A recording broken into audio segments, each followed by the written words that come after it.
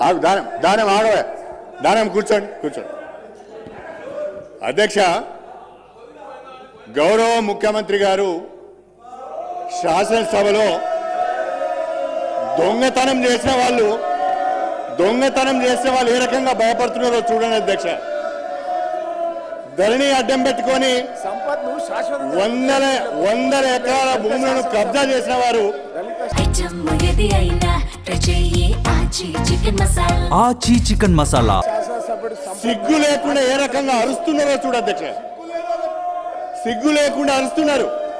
గౌరవ ముఖ్యమంత్రి గారు నిండు సభలో బాలానగర్లో కంపెనీ యజమానులను బెదిరించి ధరణిని అడ్డం పెట్టుకొని వందల ఎకరాల భూములను అధికారాన్ని అడ్డం పెట్టుకొని సొంతం చేసుకున్నారు.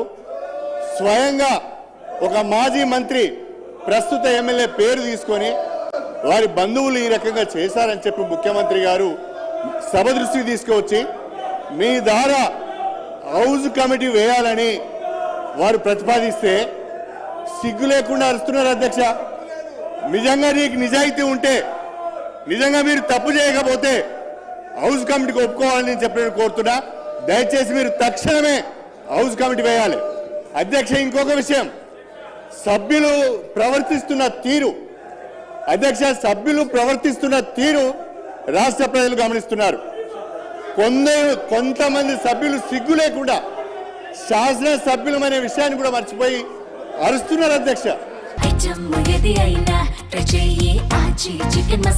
ఆచి చికెన్ మసాలా ఇది సభ సాంప్రదాయాలకు మంచిది కాదు. దయచేసి వాళ్ళను మీరు నియంత్రించండి. అదేవిధంగా ముఖ్యమంత్రి గారు కోరిన విధంగా హౌస్ కమిటీకి మీరు అనుమతి ఇవ్వాలని చెప్పి మిమ్మల్ని అభ్యర్థిస్తున్నారు అధ్యక్ష.